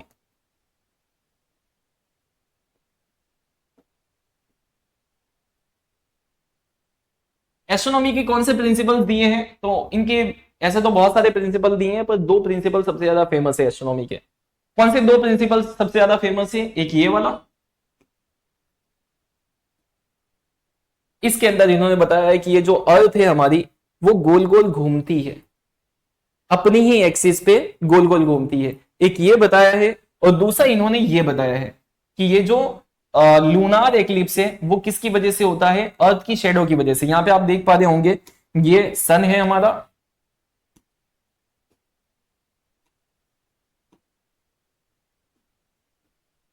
ये सन है और यहां से सनलाइट निकल रही है, और ये जो सनलाइट है वो किसके ऊपर पड़ती है, अर्थ के ऊपर। और जब हमारा मून जो है वो घूमते घूमते अर्थ के पीछे आ जाता है, तो अर्थ की सनलाइट, सन की सनलाइट की वजह से, अर्थ पे पड़ने की वजह से अर्थ की शेडो पड़ती है मून पे। ये मून है, ये मून है। तो जब मून अर्थ के पीछे आ जाता है तो सन की जो सनलाइट है वो अर्थ पे पड़ती है, और अर्थ की शेडो पड़ती है मून की वजह। यह है शेडो ऑफ अर्थ। तो वो शेडो पड़ने की वजह से मून जो है वो हमें दिखाई देता नहीं है, दिखाई देना बंद हो जाता है, जिसे हम लूनार एक्लिप्स कहते हैं, लूनार एक्लिप्स। तो ये जो लूनार एक्लिप्स है ये किसकी वजह से हो रहा है, अर्थ की शेडो मून पे पड़ने की वजह से। पहले ऐसा माना जाता था वो राक्षस आते हैं जो मून को खा लेते हैं, सन को खा लेते हैं, जिसकी वजह से सोलर एक्लिप्स और लूनार एक्लिप्स आता है। ऐसा आपने सुना होगा बचपन में कहानी, राहु और केतु ये दो राक्षस होते हैं वो खा लेते हैं। पर आर्यभट्ट ने बताया कि भाई ऐसा कुछ भी नहीं है, राक्षस वाक्षस कुछ भी नहीं है, ये परछाई की वजह से पड़ता है, अर्थ की शेडो की वजह से ये मून जो है वो हमें दिखाई देता नहीं है। तो ये सबसे बड़ी डिस्कवरीज है इनकी। तो एस्ट्रोनॉमी इन्होंने जो अपनी बुक है आर्य सिद्धांता उसके अंदर बताया है प्रिंसिपल ऑफ एस्ट्रोनॉमी के बारे में, जिसमें इन्होंने दो प्रिंसिपल्स दिए हैं। पहला प्रिंसिपल क्या दिया है इन्होंने कि ये जो अर्थ है वो खुद की एक्सिस पे रोटेट करती है, earth rotate on it's on axis. और दूसरा उन्होंने क्या बताया है कि ये जो लूनार एक्लिप्स है वो अर्थ की शेडो की वजह से पड़ता है। The reason behind lunar eclipse is shadow of earth, earth की शेडो की वजह से ये लूनार एक्लिप्स पड़ता है। तो यानी कि आर्यभट्ट ने मैथमेटिक्स में भी बहुत सारी ग्रेट डिस्कवरीज की हैं और एस्ट्रोनॉमी में भी उन्होंने बहुत सारी ग्रेट डिस्कवरीज की है। मैथमेटिक्स में डिस्कवरी करने की वजह से हम उन्हें फादर ऑफ मैथमेटिक्स कहते हैं, और एस्ट्रोनॉमी में बहुत सारी डिस्कवरी करने की वजह से जो हमने ये पहला सैटेलाइट लॉन्च किया था, ये फर्स्ट सैटेलाइट है जो हमने लॉन्च किया था 1975 में, इंडिया का पहला सैटेलाइट है। तो ये जो इंडिया का पहला सैटेलाइट हमने लॉन्च किया था स्पेस के अंदर, इसका नाम हमने रखा था आर्यभट्ट, इसका नाम हमने रखा था आर्यभट्ट, आर्यभट्ट की वो डिस्कवरीज की वजह से। तो मैथमेटिक्स में डिस्कवरीज की वजह से इन्हें फादर ऑफ मैथमेटिक्स कहा जाता है, और एस्ट्रोनॉमी में ये डिस्कवरीज की वजह से जो पहला सैटेलाइट है हमने लॉन्च किया है उसका नाम हमने रखा आर्यभट्ट। ये है वो पहला सैटेलाइट, इसमें आप नाम देख सकते हैं यहाँ पे आर्यभट्टा।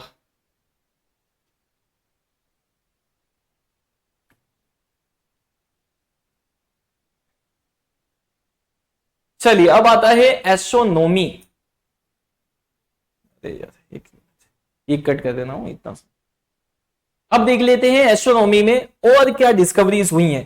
तो एक तो आर्यभट्ट के बारे में हमने देख लिया कि आर्यभट्ट ने आर्य सिद्धांता नाम की बुक लिखी थी और उसके अंदर उन्होंने प्रिंसिपल ऑफ एस्ट्रोनॉमी दिया था। उसके अंदर मेन दो प्रिंसिपल हमने देखे कि अर्थ जो है अपनी ओन एक्सिस पे रोटेट करती है और उसके बाद अर्थ की शैडो की वजह से लूनार एक्लिप्स होता है। दूसरा जो नाम आता है वो है ब्रह्मगुप्त, ब्रह्मगुप्ता। आपने लॉ ऑफ ग्रेविटेशन के बारे में सुना होगा, लॉ ऑफ ग्रेविटेशन जिससे अर्थ सारी चीजों को अपनी तरफ खींचती है। तो जो लॉ ऑफ ग्रेविटेशन है वो किसने दिया है? आपने स्कूल में पढ़ा होगा कि वो लॉ ऑफ ग्रेविटेशन दिया है न्यूटन ने। लेकिन अगर मैं आपसे कहूं कि वो न्यूटन से हजारों साल पहले लॉ ऑफ ग्रेविटेशन हमारे इंडिया के एस्ट्रोनॉमर मैथमेटिशियन ब्रह्मगुप्त ने दिया है, ये सही बात है। ब्रह्मगुप्त ने अपनी बुक लिखी है जिसका नाम है ब्रह्मफुट सिद्धांत या ब्रह्म सिद्धांत जिसको बोलते हैं, ब्रह्म सिद्धांत। ये ब्रह्म सिद्धांत में ब्रह्मगुप्त जी लिखते हैं कि जैसे पानी का काम है हर चीज को शीतलता प्रदान करना, अग्नि का काम है हर चीज को भस्म करना, वैसे ही अर्थ का काम है हर चीज को अपनी तरफ आकर्षित करना। यानी अर्थ जो है वो सब चीजों को अपनी तरफ आकर्षित करती है। यानी कि इन्होंने लॉ ऑफ ग्रेविटेशन के बारे में बताया। ये जो लॉ ऑफ ग्रेविटेशन है तो वो किसने दे दिया है? वो दे दिया है ब्रह्मगुप्त ने, वो भी न्यूटन से हजारों साल पहले। तो ये भी एस्ट्रोनॉमी का एक इंपॉर्टेंट डिस्कवरी है। तो यहां पे हमारा ये जो एस्ट्रोनॉमी है वो होता है खत्म। अब आता है एस्ट्रोलॉजी। एस्ट्रोलॉजी क्या है? एस्ट्रोलॉजी ये कहता है कि ये जो प्लैनेट्स अभी हमने देखे एस्ट्रोनॉमी में हमने क्या देखा? एस्ट्रोनॉमी में हमने देखा प्लैनेट्स के बारे में, प्लैनेट्स के बारे में, उनके मूवमेंट के बारे में, कैसे वो मूव करते हैं। तो ऐसा एस्ट्रोलॉजी ये कहता है कि ये जो प्लैनेट्स है उनका जो मूवमेंट है उसके मूवमेंट का इफेक्ट पड़ता है मेंस के फ्यूचर में, यानी इंसानों के फ्यूचर में उसका इफेक्ट पड़ता है। आपने एस्ट्रोलॉजर्स के बारे में देखा होगा, एस्ट्रोलॉजर्स यानी ज्योतिषी होते हैं, वो हाथ देख के बताते हैं, हाथ की लकीरें देख के बताते हैं कि भविष्य कैसा होगा, भविष्य में क्या होगा। फिर जब शादी वादी करने जाते हैं तो पंडित जी को बुलाया जाता है और पंडित जी शुभ मुहूर्त निकलवाते हैं, उनसे शुभ मुहूर्त निकलवाते हैं कि शादी करने का शुभ मुहूर्त क्या है या कोई अच्छे काम करने का शुभ मुहूर्त क्या है। तो वो सारी चीजें, शुभ मुहूर्त निकालना, इंसान का भविष्य बताना, तो वो सारी चीजें किस में आती है? एस्ट्रोलॉजी में आती है। और ये एस्ट्रोलॉजी के फील्ड में भी इंडियन जो एस्ट्रोलॉजर्स थे उन्होंने बहुत बड़ी डिस्कवरीज की हैं। अब उसमें एक भाई साहब का नाम आता है, महान एस्ट्रोलॉजर द ग्रेट एस्ट्रोलॉजर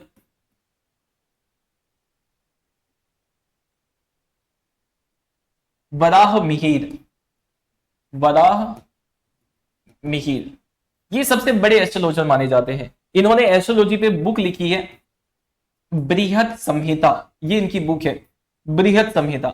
और इस बृहत संहिता के अंदर इन्होंने एस्ट्रोलॉजी एस्ट्रोलॉजी को 3 पार्ट में डिवाइड किया है, 3 सेक्शंस में डिवाइड किया है। और वो 3 सेक्शंस कौन से हैं? उसमें आता है तंत्र,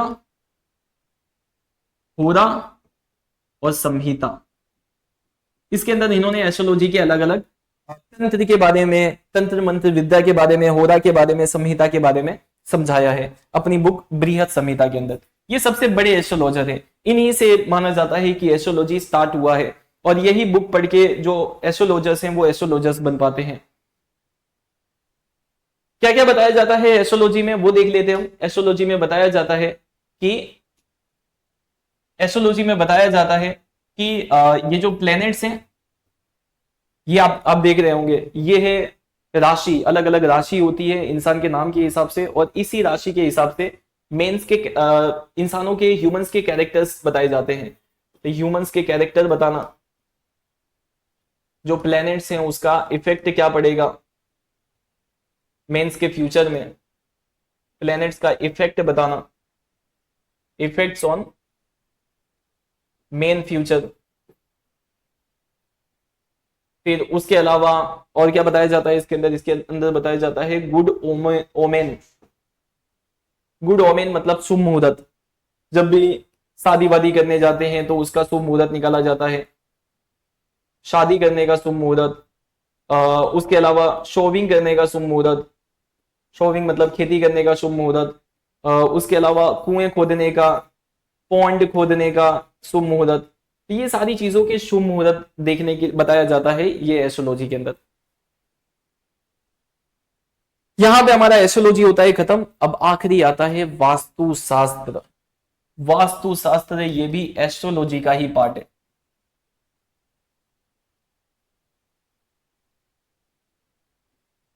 एस्ट्रोलॉजी का ही पार्ट है वास्तुशास्त्र। अब वास्तुशास्त्र होता है क्या है? वास्तुशास्त्र में ये जो वास्तु है, वास्तु ये संस्कृत वर्ड है, संस्कृत लैंग्वेज का वर्ड है। और इसको हम इंग्लिश में बोलेंगे आर्किटेक्चर। इंग्लिश में क्या बनेगा ये? आर्किटेक्चर। वास्तुशास्त्र का मतलब है आर्किटेक्चर, यानी आर्किटेक्ट करना। आर्किटेक्ट करना मतलब कंस्ट्रक्शन करना। कंस्ट्रक्शन मतलब कोई भी चीज बनाना, जैसे कि हम मकान, घर बनाते हैं, हाउस बनाना, या टेम्पल बनाना, या फोर्ट बनाना, या पैलेस बनाना, या टाउन बनाना, तो अश्वशाला बनाना। तो कोई भी चीज अगर हमें बनाना है, कंस्ट्रक्शन करना है, तो वो कंस्ट्रक्शन कैसे करना है वो सारी बातें बताई गई है वास्तुशास्त्र के अंदर। देखा होगा आपने, कभी भी घर बनाया जाता है तो चेक किया जाता है कि घर वास्तु के हिसाब से बने। तो उससे क्या होता है, अगर घर वास्तु के हिसाब से बनता है तो मतलब सही चीज में बनता है, तो उससे ऐसा माना जाता है कि हमारे फ्यूचर में वो इफेक्ट करता है। तो वास्तुशास्त्र में यही बताया जाता है कि अगर आपको घर बनाना है तो कैसे बनाएंगे आप घर, यानी कैसे बनाएंगे मतलब वो घर का दरवाजा कौन सी डायरेक्शन में होगा, किचन किधर होगा, बाथरूम किधर होगा, वॉशरूम किधर होगा, बेडरूम किधर होगा। तो वही सारी बातें इसमें बताई जाती है। बेडरूम किधर होगा, किचन किधर होगा, टॉयलेट किधर होगा, उसका गेट कौन सी डायरेक्शन में होगा, ठीक है, टेम्पल किधर होगा, ब्रह्म स्थान किधर होगा। तो वही सारी चीजें बताई जाती है वास्तुशास्त्र के अंदर कि कैसे घर बनाना है, आपको किस हिसाब से बनाना है। देखते हैं इसके अंदर क्या क्या है। तो वास्तुशास्त्र में घर बनाने का वो पूरा नक्शा वगैरह बताया जाता है, उसकी डायरेक्शन बताई जाती है। अब इसमें जो वास्तुशास्त्र में जो मेन है वो 5-6 लोग हैं जिन्होंने ये वास्तुशास्त्र को मिलके बनाया है। 6 पायोनियर बोले जाते हैं। वास्तुशास्त्र के ये 6 पायोनियर माने जाते हैं। कौन है जिन्होंने ये वास्तुशास्त्र बनाया है? तो उसमें सबसे पहला नाम आता है ब्रह्मा, दूसरे हैं नारद, तीसरा बृहस्पति, चौथा भृगु, पांचवा वशिष्ठ और छठा विश्वकर्मा।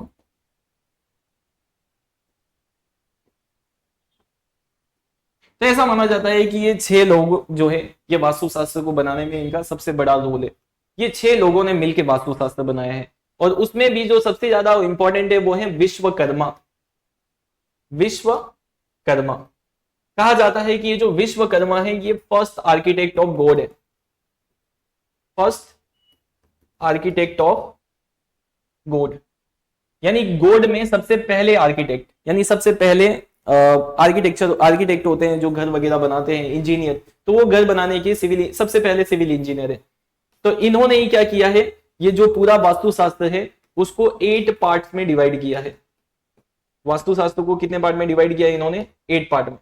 उसमें इन्होंने बताया है 8 पार्ट के अंदर कि भाई तुम घर बना रहे हो तो उस घर का डायरेक्शन किधर होना चाहिए, कैसे कौन से डायरेक्शन में बनाना है, उसका शेप कैसा होना चाहिए, उसका साइज कितना होना चाहिए, उसमें टेम्पल किधर होना चाहिए, उसमें बेडरूम किधर होना चाहिए, उसके अंदर बाथरूम किधर होना चाहिए, ब्रह्म स्थान किधर होना चाहिए। तो ये सारी चीजें इन्होंने बताई है वास्तुशास्त्र के अंदर। ये मेन है, ये आपने 6 नाम याद रखने हैं ये वास्तुशास्त्र में। देख लेते हैं, ये वास्तुशास्त्र के हिसाब से एक घर का नक्शा है जिसमें जो सेंटर ऑफ बिल्डिंग है ब्रह्म स्थान वो एकदम सेंटर में, घर का ये इधर किचन बना सकते हैं हम, या तो इधर किचन बना सकते हैं या बेडरूम बना सकते हैं, या बेडरूम किचन इधर बना सकते हैं हम, ठीक है। और इधर हमारा गेस्ट रूम होगा, ये डायरेक्शन है, ये ऊपर नॉर्थ की डायरेक्शन, ये ऊपर नॉर्थ की डायरेक्शन है, ये नीचे साउथ की डायरेक्शन है, ये ईस्ट की डायरेक्शन है और ये वेस्ट की डायरेक्शन है। तो कौन से डायरेक्शन में क्या क्या होगा, जैसे टॉयलेट्स वगैरह है, टॉयलेट्स बेस बेसिन वगैरह, वो इस डायरेक्शन में हम रख सकते हैं ईस्ट की डायरेक्शन में, या तो हम उसको रख सकते हैं साउथ की डायरेक्शन में। उसके अलावा जो लिविंग रूम है वो हम यहां रख सकते हैं, अगर ऑफिस वगैरह है तो ऑफिस रख सकते हैं हम वहां पे, ठीक है। बेडरूम किचन हम इधर रख सकते हैं, कौन सी डायरेक्शन में? साउथ की डायरेक्शन में। बच्चों का जो रूम है वो हम यहां रख सकते हैं वेस्ट की डायरेक्शन में, या टॉयलेट हम यहाँ पे रख सकते हैं। ये बताया गया है कि कहाँ कहाँ पे पॉसिबिलिटी है उसको रखने की, किधर रखना सही होगा। तो यही सारी चीजें बताई जाती है वास्तुशास्त्र के अंदर कि बेडरूम कहाँ होना चाहिए, डाइनिंग रूम कहाँ होना चाहिए, टॉयलेट किधर होना चाहिए, ठीक है, बेडरूम किधर होना चाहिए, किचन किधर होना चाहिए, ठीक है, बच्चों का रूम, लिविंग रूम किधर होना चाहिए, प्रेयर मतलब जो टेम्पल वगैरह है जिसमें हम प्रेयर करेंगे वो किधर होना चाहिए। तो यही सारी चीजें बताई जाती है वास्तुशास्त्र के अंदर। आई होप आपको समझ में आ गया होगा ये पूरा वास्तुशास्त्र। इसके अंदर एक और नाम आपने याद रखना है वास्तुशास्त्र में, और वो नाम है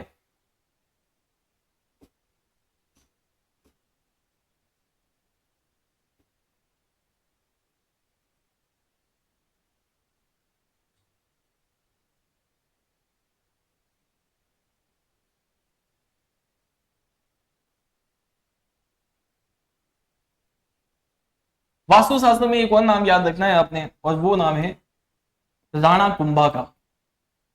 राणा कुंभा, राणा कुंभा जो थे ये मेवाड़ के राजा थे, मेवाड़ के राजा थे। और इन्होंने क्या किया था, इन्होंने 15th सेंचुरी के अंदर वास्तुशास्त्र को रिवाइव करवाया था। वास्तुशास्त्र को रिवाइव करवाया था इन्होंने। रिवाइव करवाना मतलब वापस से उसको सुधार के, उसमें सुधारा करके उसको अच्छे से वापस से लिखवाया था, बनवाया था वास्तुशास्त्र को। ये इनके बारे में आपने याद रखना है। राणा कुंभा मेवाड़ के राजा थे, ये किंग ऑफ मेवाड़, जिन्होंने क्या किया था 15th सेंचुरी के अंदर वास्तुशास्त्र में सुधार करके उसको वापस से बनाया था। यहाँ पे फाइनली हमारा चैप्टर होता है कंप्लीट। अगर आपको कोई भी डाउट्स होते ये चैप्टर से रिलेटेड तो आप कमेंट करके पूछ सकते हैं। थैंक यू, मिलते हैं नेक्स्ट लेक्चर में एक नए चैप्टर के साथ।